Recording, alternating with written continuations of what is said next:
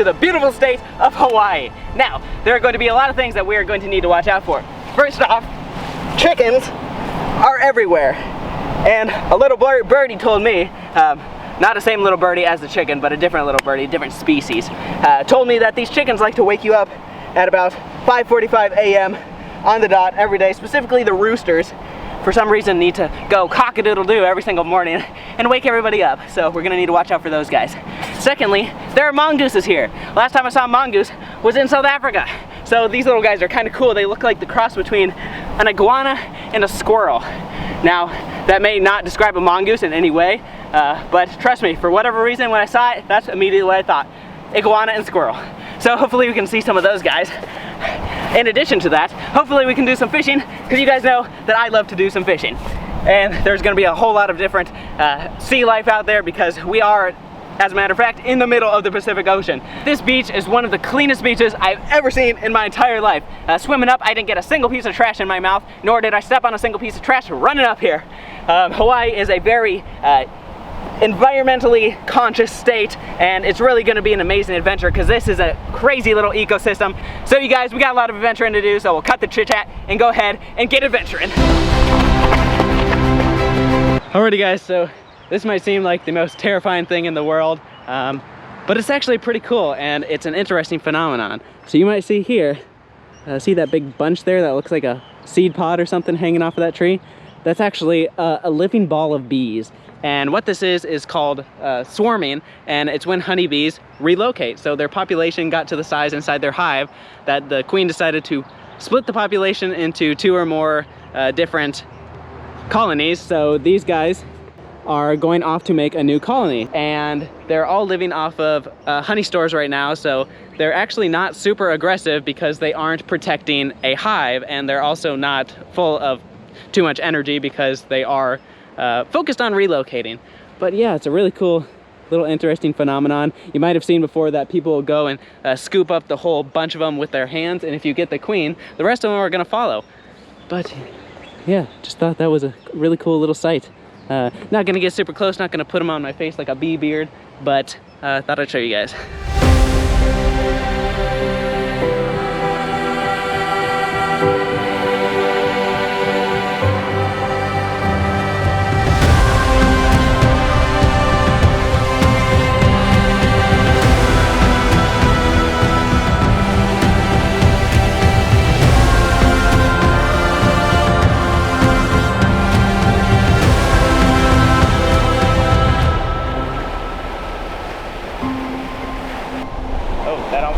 That might be a bite.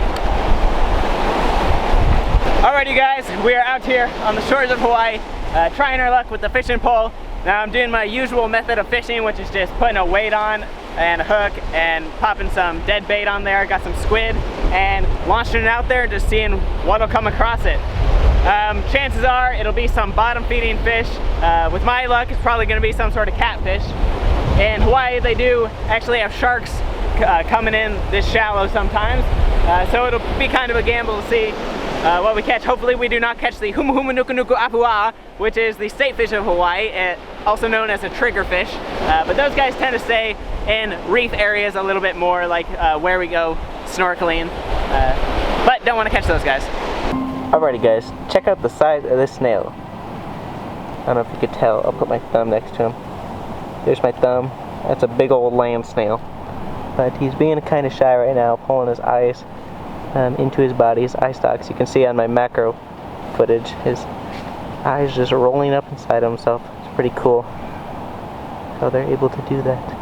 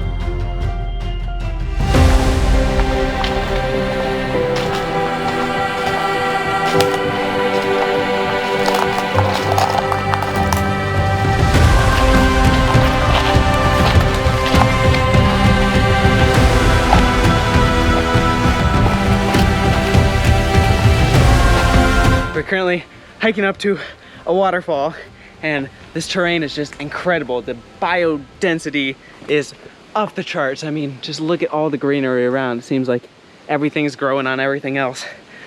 Beautiful views.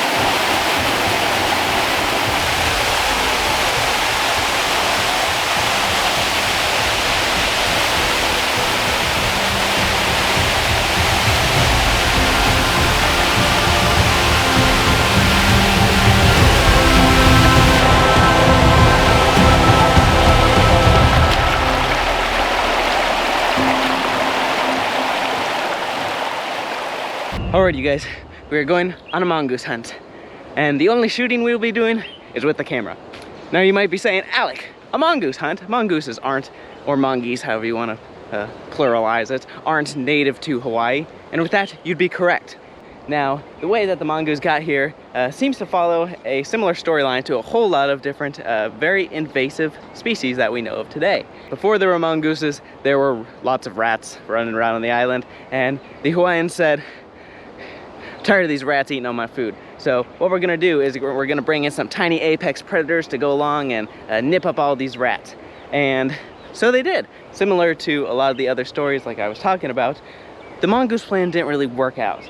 The people who were distributing the mongooses amongst the islands didn't quite know enough about mongooses in general to be doing so. Because if they did, they would know that mongoose are diurnal, which means they're awake during the day. Rats are nocturnal, which means they're awake at night, so they're running around in the forest at night, which means the two species never interact. So the solution to getting rid of the rats didn't really come to plan. But nonetheless, mongooses are very cool creatures, so we're gonna see if we can't spot any. Alrighty guys, well, it's not a mongoose, but it is a chicken egg. Here's a chicken egg. That is all. So these guys are little, they're similar to ferrets, if you know what a ferret looks like, but these guys look like squirrels almost if you gave them a ferret nose and mouth, like sharp little teeth, and then made their furry tail go flat along the ground. So they run similar to an iguana, where they're low to the ground and very streamlined. But these guys are little carnivores, and so they're out looking for whatever they can get their hands on. They don't like that.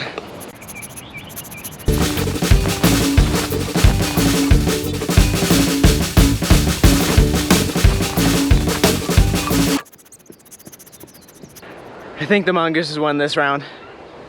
Whew, they're quick. My goodness.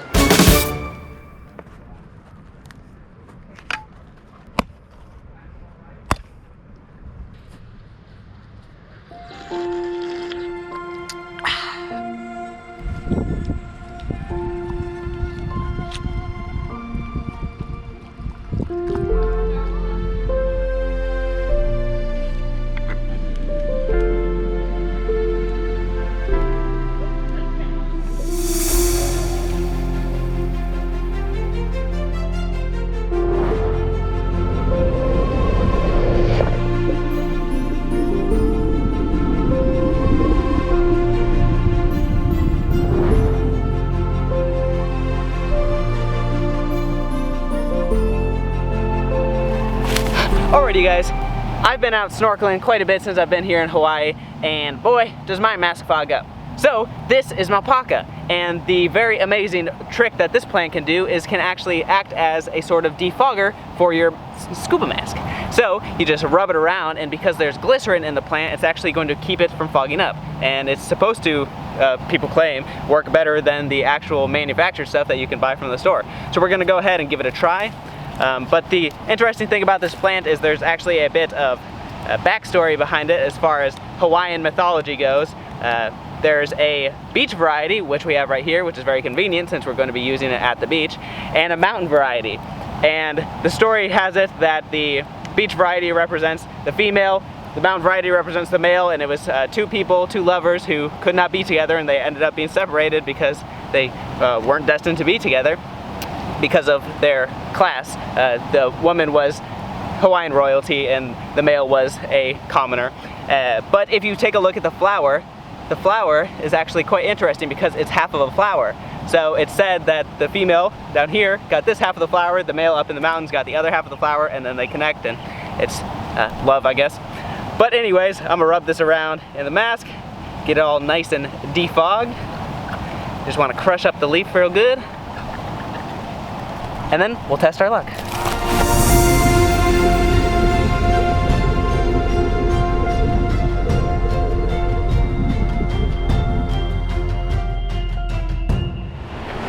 So as many of you probably know, the Hawaiian Islands were created by volcanic activity, which means there's a whole lot of lava rock. Now, this lava rock is razor sharp. It's like walking on cheese graters. It surrounds the coast of many of these islands, and you just want to make sure to remember your water shoes so you don't cut your little toesies open. But the really cool thing about Hawaii is that you can see an almost chronological scale when you're looking at a map of it. So with a hot spot and the crust moving over the hot spot, as it's breaking out, it's creating all these little islands, which means the island of Kauai, which is over on the far side, was created first, so it's going to be the oldest. And it's since moved along, and it's now currently creating the big island. But if you look at a geological map, or if you're flying over the islands, you can actually see the difference in age of the islands because of the weathering. So as time passes, the rock is going to be broken down more and more by all the waves and rain and wind and whatnot, and it's going to create sandier beaches. So Kauai is going to be a lot sandier surrounding the coast, whereas if you get over to the big island, it's going to be a lot more rocky with all these volcanic rocks because it just hasn't had the time to break down yet. So it's an interesting little geological treat.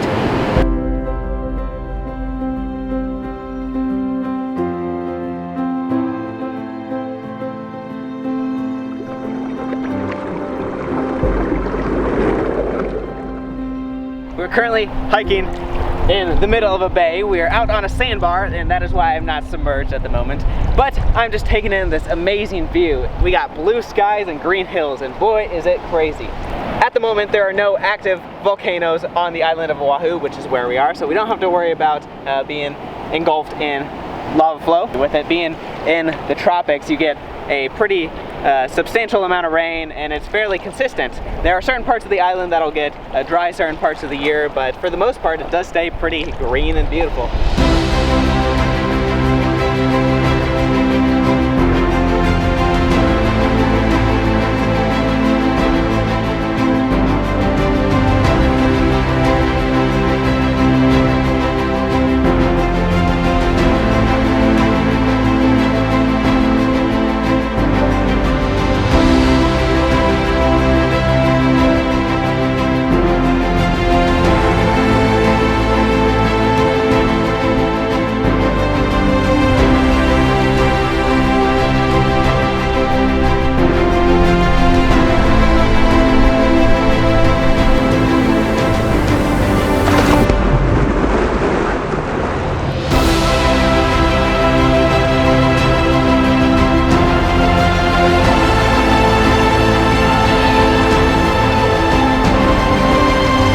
Alright you guys, I am sitting here with what is known as a collector's urchin, and these little guys are quite lively once you start looking at them real close.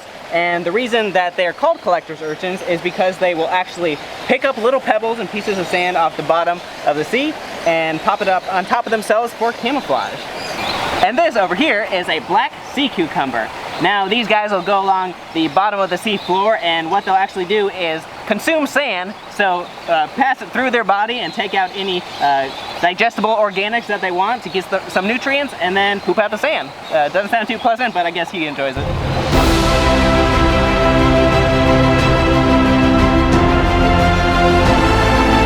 Alrighty guys, we are having a very special opportunity at the moment. I'm here with Drew Scullion. He is a marine mammal expert, and we are here at Sea Life Park, Hawaii, and it is a facility focused on education and conservation regarding marine animals.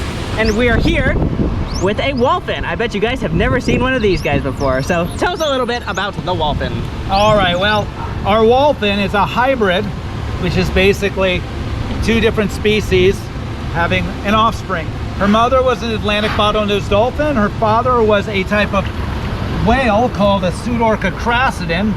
They noticed she looked a little bit different than the normal Tursiops truncatus. Some of the differences you might see with her compared to others is her color. So right here we have a hybrid Pseudorca dolphin. Her coloration is brown. Her father was actually all black, about 14 feet long, about 13 to 1,500 pounds. Her mother was only 350 pounds, all gray. She has this brown tinge to her. She definitely has a lot more of a back curvature to her dorsal fin than most Atlantic bottlenose dolphins, and kind of a sleeker look and a back angle to her pectoral flippers compared to most bottlenose dolphins. So is this the first example of a wholphin that you know of? She is the only known Pseudorca dolphin hybrid known to exist. Okay. Woo! Scared you a little bit? Yeah. Give her another one. We're going to do a jump this time. So what you're going to do is you're going to put your hand out. When she gets in front of you, you're going to put it out. She's going to stand up tall, and then you're just going to shoot like that. You ready? Okay, here she comes. All right, hand out and shoot. Boom. I think she's got it. Let's see.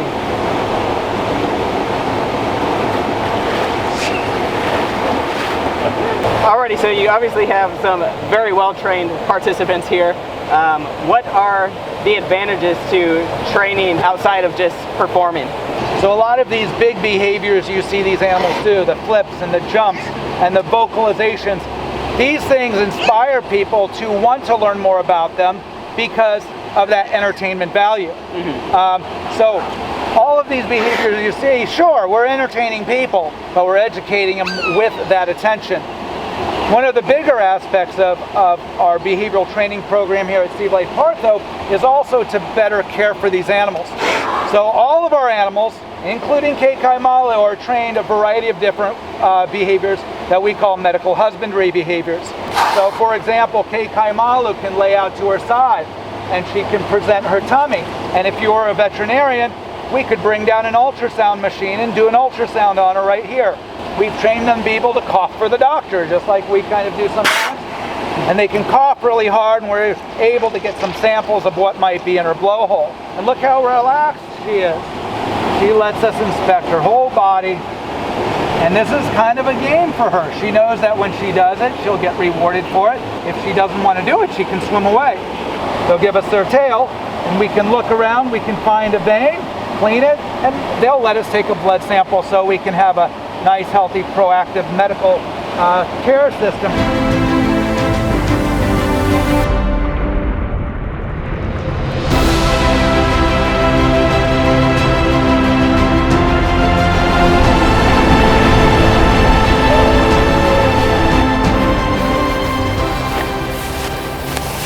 So here we have a very useful plant. You may have recognized this one from the South Africa episode. This is aloe, and the great thing about aloe is it has these very succulent leaves full of juice, and this juice is a natural remedy for relieving sunburns. So just go ahead and rub it on. As you can see, there's a yellowish color there. Let that dry and you feel good as new.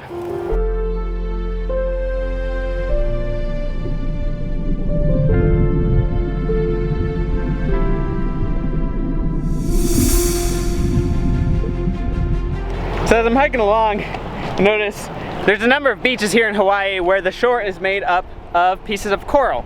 And that's a topic that I want to touch on because there's a very important environmental issue that is affecting the Hawaiian Islands as well as most of the world actually, because it is caused by global warming. Now, Hawaii has some very beautiful, expansive reefs off the coast, full of life, but recently they have been taking a hit because of warming water temperatures. Now, the cool thing about corals are that they have a symbiotic relationship with a single cell organism. It's like this little algae organism, and the little single cell organism actually helps out the coral by photosynthesizing and gives it much of its energy that it needs, whereas the coral is going to help out the single cell organism by giving it a home to hide in. So when that water warms up and kills the single cell organism, the coral is going to then release them because they're no use to them anymore. I mean, it's a dead organism that you're just housing, and that is what's known as coral bleaching. So the coral is going to turn white, and at that point it's not quite dead, but it is in a very delicate state where if things don't get better, it is going to die. And because these reefs are home to so many marine organisms, it is a very crucial part of the food chain. So when something like that is dropped out of the environment, it's going to have a very big impact. Now, some other issues facing the corals with the warming water temperatures, it's introducing some invasive algae, which these aren't the good algae that they're looking for. These algae actually grow on top of the coral, covering up the good algae, and then those good algae aren't able to photosynthesize, thus bleaching the coral. Now, Hawaii has been doing a lot to protect these reefs because it is so important to their economy and important to the environment. So they have banned certain sunscreens with certain chemicals because those chemicals have been found to be harmful to reefs. So you want to give reefs every chance that they have to be able to produce healthy corals. Alrighty guys, we're going to go ahead and test our luck again today, and we are fishing in a very particular spot where we have a great view of Rabbit Island. Now, Rabbit Island, coincidentally, looks very much like a rabbit, but is also named Rabbit Island for another reason. Rabbit Island was actually home to a rabbit breeding project, so they were out there breeding a whole bunch of rabbits, and unsurprisingly, the rabbits ended up destroying the environment because they were out there with little to no predators, and they were out just grazing the heck out of it. So they ended up ending that rabbit breeding project, and it is now home to bird nesting grounds. So migratory seabirds in general, go out there and nest away from predators. A great little safe place to have some babies. But because it is now home to because it is now home to these bird species, it's a little more delicate, and they don't want people going out there, so it's actually illegal to go out there without permission from the state of Hawaii.